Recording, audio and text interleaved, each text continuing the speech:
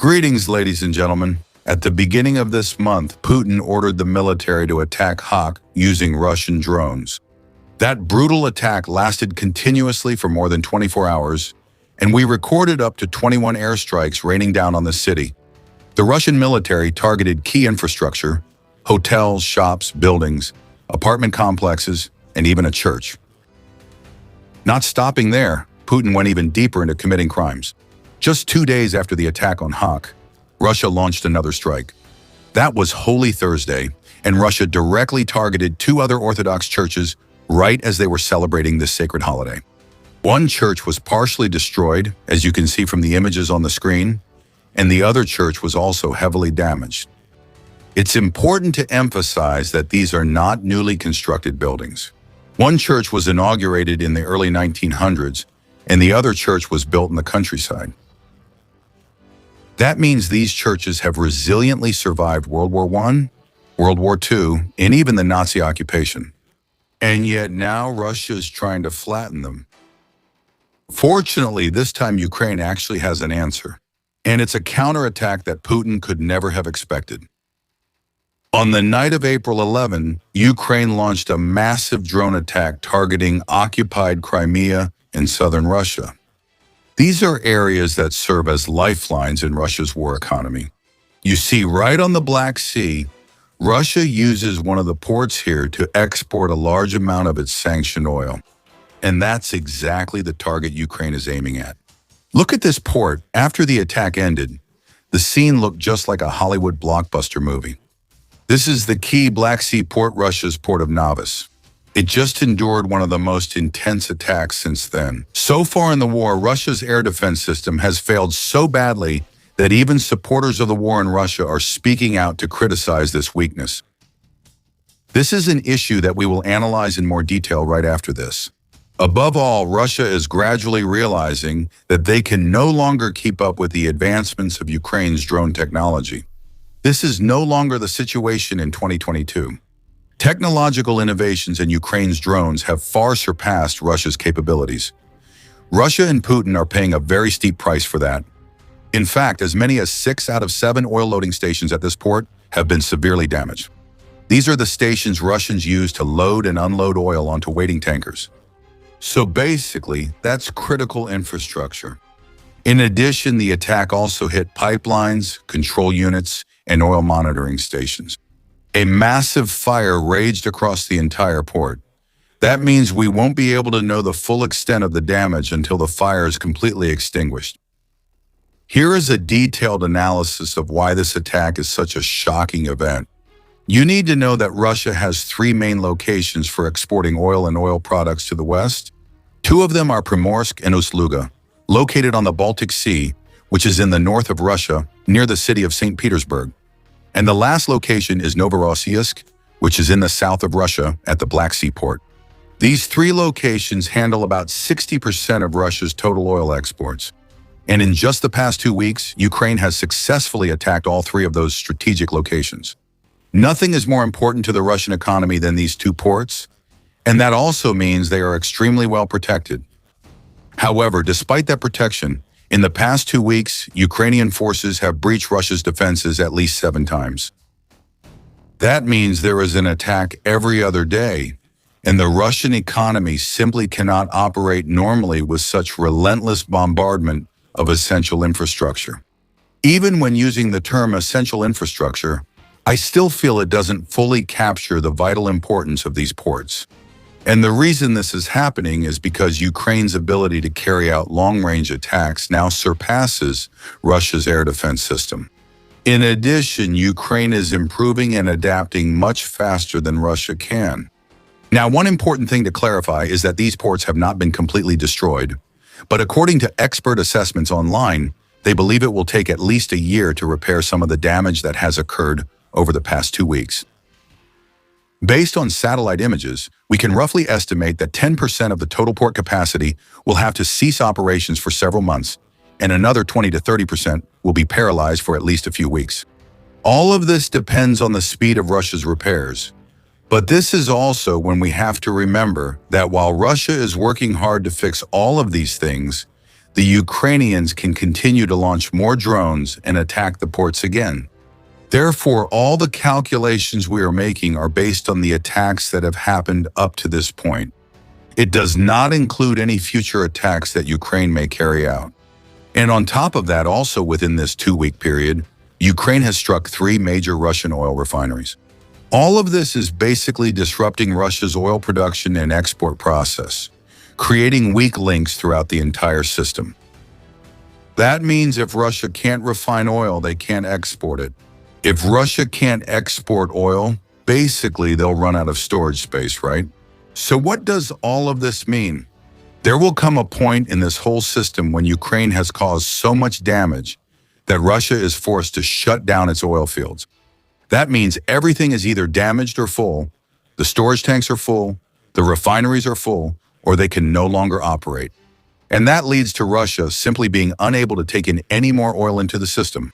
So they have to shut down the oil fields or wells that are continuously pumping. And once you shut down an oil well, technically speaking, it's very hard to reopen it. Honestly, I'm not an oil field expert by any means. So I don't know all the technical details, but just based on reading expert reviews, it seems like Russia really doesn't want to have to shut down the oil wells.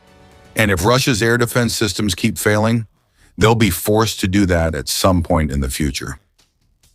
Right now, I want to share with you an interesting statement that President Zelensky just made, exposing Russia's hypocrisy to the whole world. The problem with the Russians is that they really like to talk about compromise, but they've never actually wanted to make any real compromises. They only speak in the language of ultimatums. They want us to withdraw from territory that is currently under our own control. But the reason for this demand lies in their own massive losses. They think that if we withdraw, they won't have to lose hundreds of thousands more people. Although this may be true, we simply cannot withdraw. This would bring enormous trouble for us. Russia will gain stronger positions in Ukraine and will begin preparing for further occupation plans. The Russians are liars and they are playing political games with President Trump. I am absolutely convinced that the Russians want to occupy our entire country. That's exactly why we need to stop them, achieve a ceasefire, establish rock-solid security commitments, and then put all of this on the diplomatic negotiating table. That's also the reason. So why are Ukraine's attacks so vital? Even if Putin doesn't want to negotiate, he might be forced to do so if there's no other way to fund his war machine. If Russia can't benefit from high oil prices, then there's no scenario where Russia can survive under the suffocating pressure of sanctions. And guess what? Despite oil prices soaring due to the war in Iran, Russia actually hasn't gained much benefit. That's not just my personal opinion. In fact, this information comes directly from Russian media. Listen to what Russian newspapers are discussing about how Putin's budget hasn't improved, even though oil prices have now surpassed $100 per barrel. It's truly tragic that despite sky-high oil prices caused by the Iran conflict, Russia's economy still can't recover. According to today's headline in the Kommersant newspaper, with a sarcastic line saying oil dollars are being choked off, the national budget still hasn't felt any benefits from the war in the Middle East. In March 2026, federal budget revenue from oil and gas dropped by as much as 43% compared to the same period last year, according to official data released by the Ministry of Finance. The reason for the failure to collect taxes, despite high oil prices, is that in March, companies paid taxes based on the estimated price of Iranian oil in February, which was only $44.6 per barrel.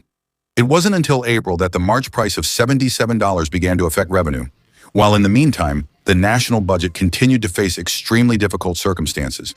In March alone, an additional 60 billion rubles were withdrawn from Russia's National Wealth Fund to make up for the huge deficit gap. It is hoped that when additional revenues are transferred, the situation will improve.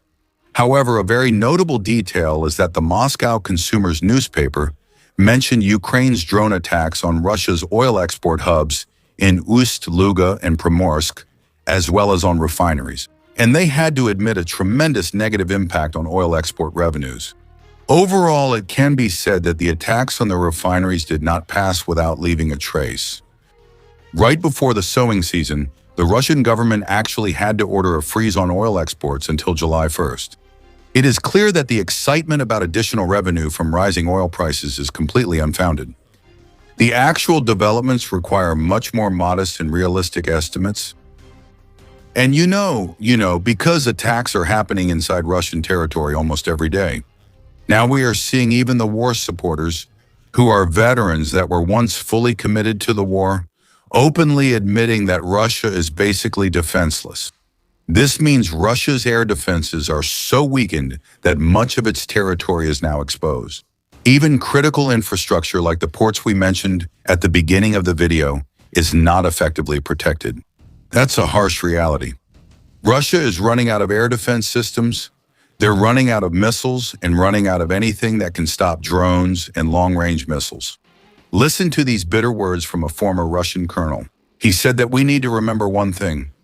Now there are no rear areas anymore, not even within the entire country. And therefore, for the location of all command posts, infrastructure facilities, and in general the country's air defense system, the dispersal of material resources now has to be organized according to completely different requirements. With modern means of aerial attack, both from the air and from the sea, the reality is that the entire territory of the country is now within range. This is not an isolated incident either. Another Russian military officer, when answering an honest question from the audience, said that the reason why we let so many drones slip through is because we are seriously lacking air defense missiles, especially in the Panzer units.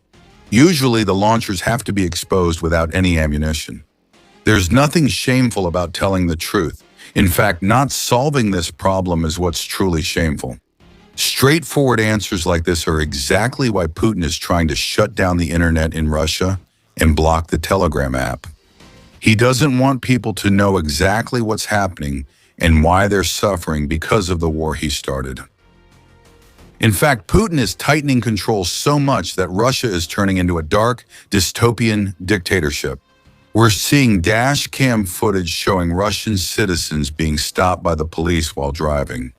And the police officer asks them to unlock their phones to check if they have VPN software or any banned content installed. This is crazy and unimaginable. This is something that never happened even 1 or 2 years ago. But now, as the war is going terribly and taking a disastrous turn, it has become reality. Please watch this segment yourself. The police officer said, "Hello, sir. We are the police. Please show your documents. Let us see your driver's license." The driver handed it over, and the police officer continued, "We need to check your phone for prohibited content and to see if you have a VPN installed. Please enter 606 on your phone." The driver asked, surprised, "What? What is 606 for?" The police officer said, "To check in the database." The driver, frustrated, handed over the device and said, "Here, check it. What nonsense are you talking about?" The police officer replied, "It's not nonsense at all. I'm recording this entire process." The person retrieving the vehicle said to the camera, "Fine, record. The police officers are asking me to check something on my phone, and basically they're invading my privacy." And the worst part is that even the air defense systems that Russia owns are not working properly. On the night of April 11th, during a Ukrainian attack, a Russian air defense missile accidentally hit a residential building instead of shooting down a Ukrainian drone. And we captured that moment on camera.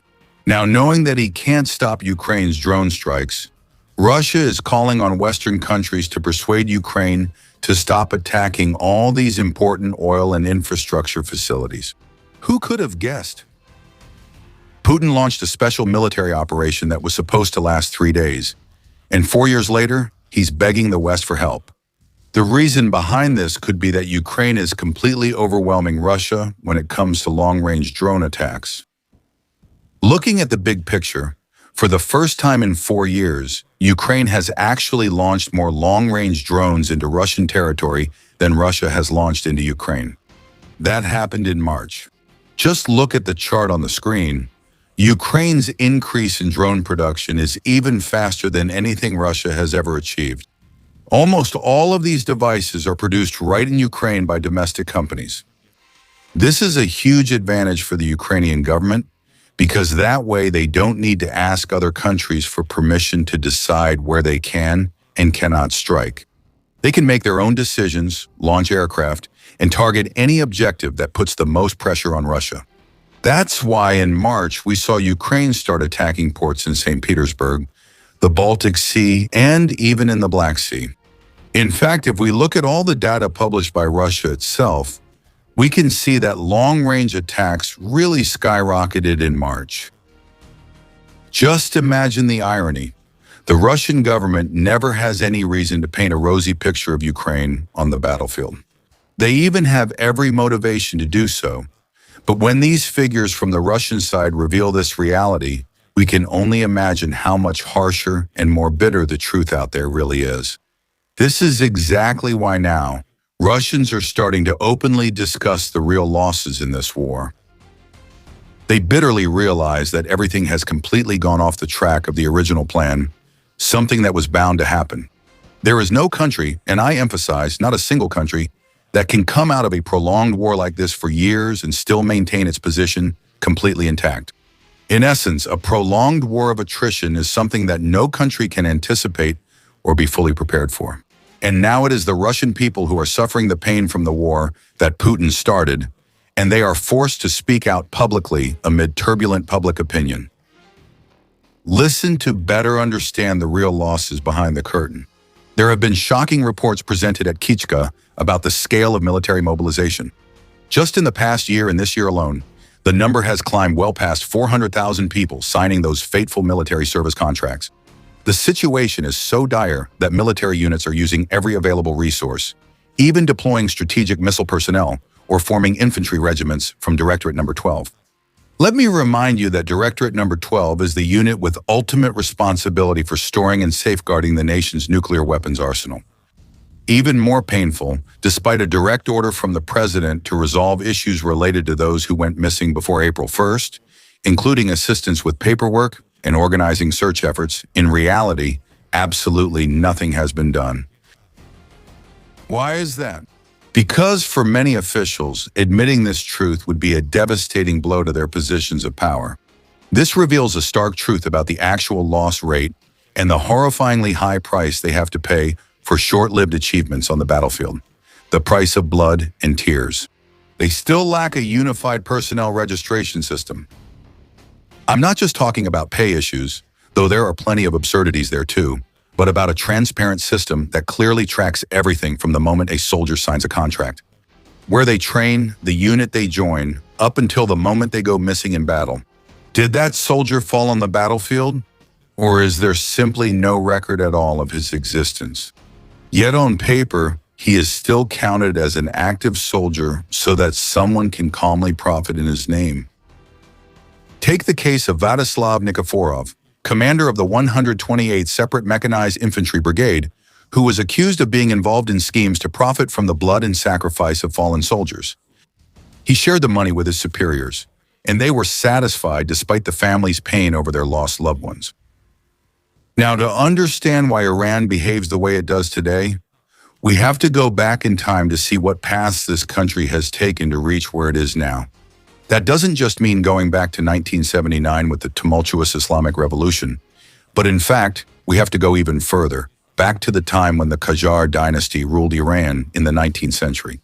We will look back to see how the decisions made by the ruling class at that time still have profound consequences that affect Iran to this very day. So, in your opinion, is the tactic of using swarm attacks on the economy the decisive card that will force Russia to come to the negotiating table in 2026? And with tighter control over personal lives, checking phones, and VPNs, how will the Russian people's trust in this war and in Putin be affected?